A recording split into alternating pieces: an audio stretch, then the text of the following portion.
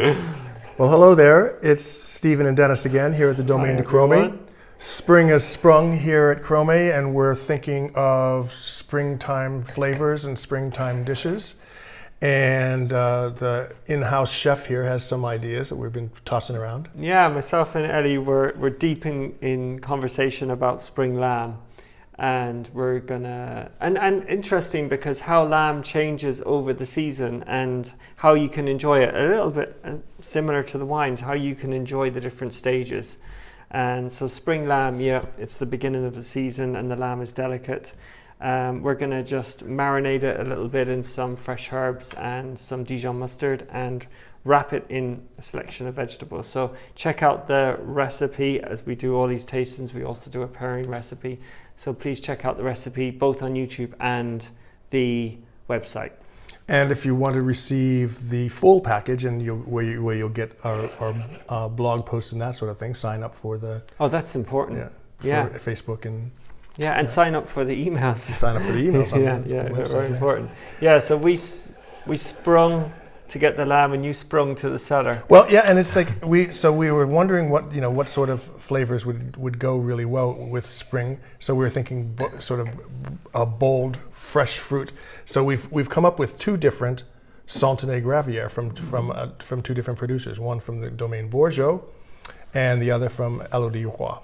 Yeah, and it's very interesting because we do a lot of tastings, as we tell you guys about a dinner here in Cromey for the guests that are lucky to be here, and we're lucky to look after them.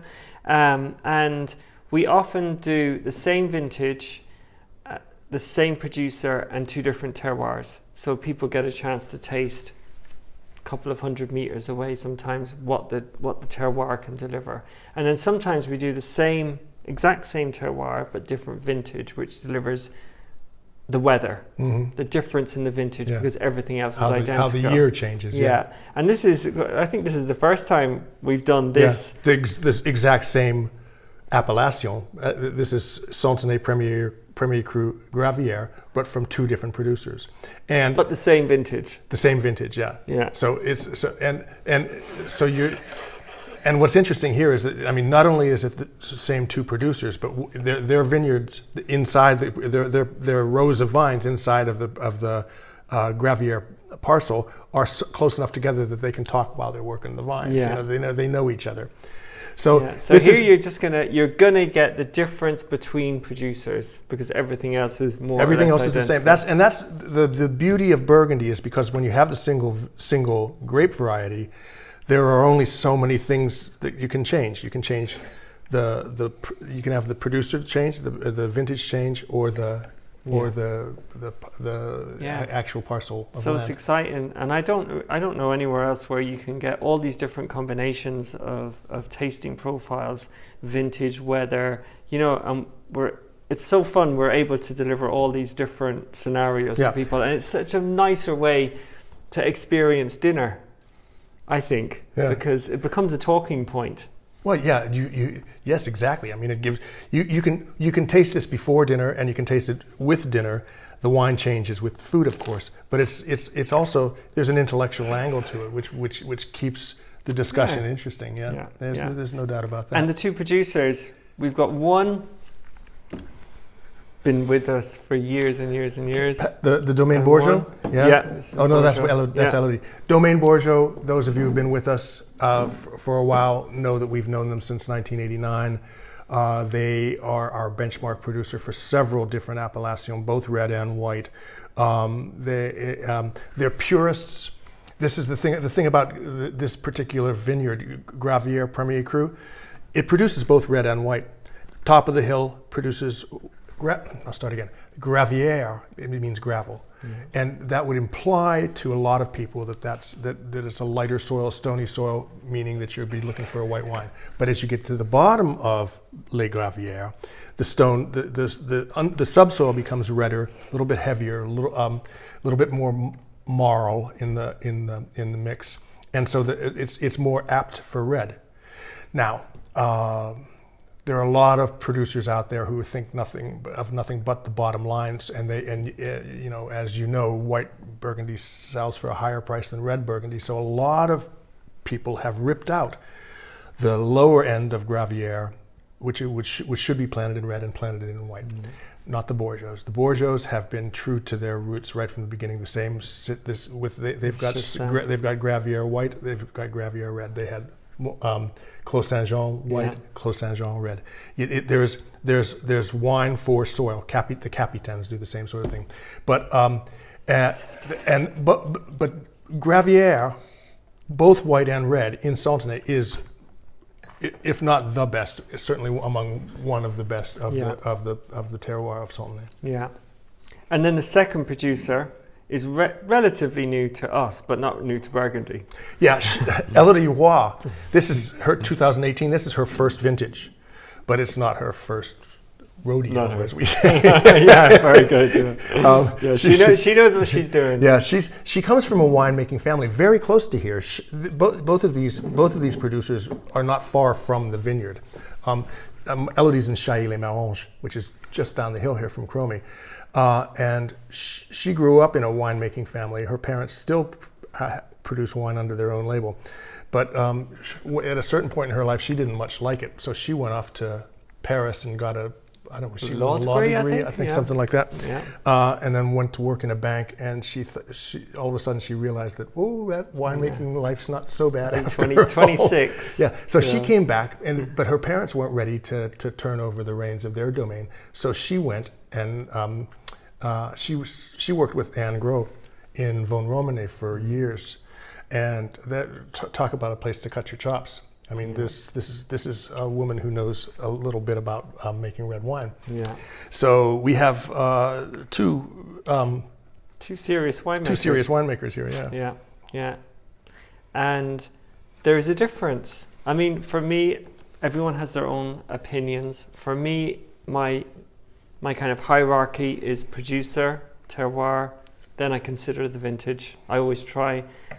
I was saying earlier, vintage for me is a little bit like children.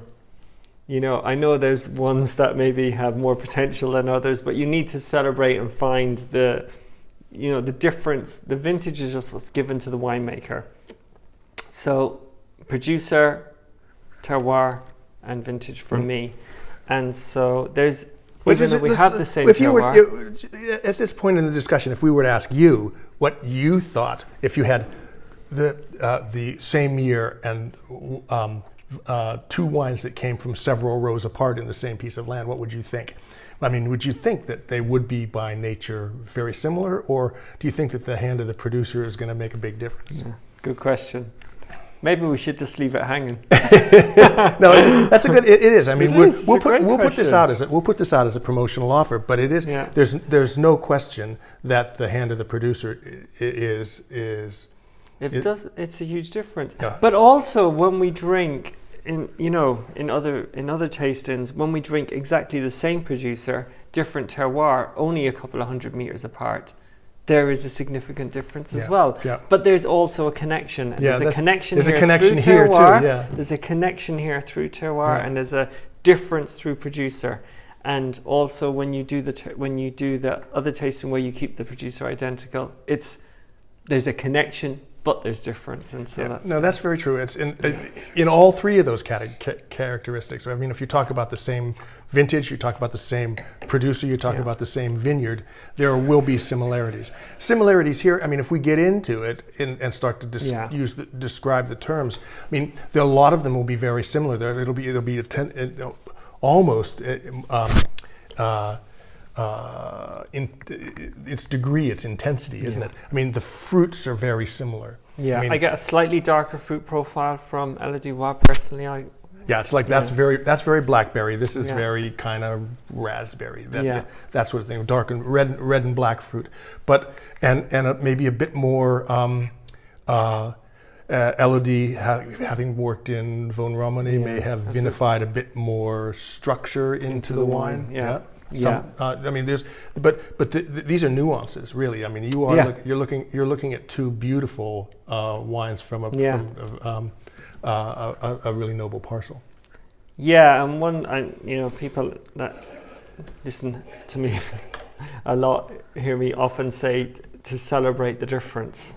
That's the point. You want these subtle differences, but with the connection through the terroir. Oh, that's the exciting part, is once you sort of get it, you get it. Yeah. You know, I mean, it's just like, wow, that's the same piece of land made the same year by two different people. producers. I mean, once you get that, it's like, that's what Burgundy is all about.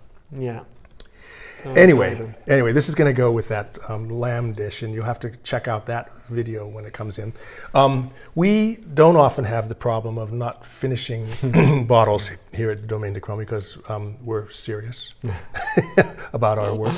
But occasionally it happens, and there are lots of different ways that you can keep wine if you want to leave it for the next day, or if you want to have a tasting of half a dozen different wines, and you can't get through them all. This is an ingenious one. This is the inventor Tom Lutz has given us these. They're called REPOUR, and it looks like a cork stopper, but on the bottom it has a little tab, and if you lift up the little tab, inside is an oxygen absorber. So as opposed to putting like nitrogen gas into the bottle, this will absorb the oxygen that comes out of the ullage, what's left in there in the thing, and works very well for in short term. Yeah. And so what we're gonna put this out, this combination out as a promotional case. And Tom has very kindly given us some of these to go along with them. So if you order this, you'll get one of these, and you can try it out at home. Yeah, definitely something to try, and definitely something that helps the wine stay good if you don't finish the bottle, which is wimps. but anyway, you know where to find us: www.burgundywine.com, YouTube channel. All the social media, sign up.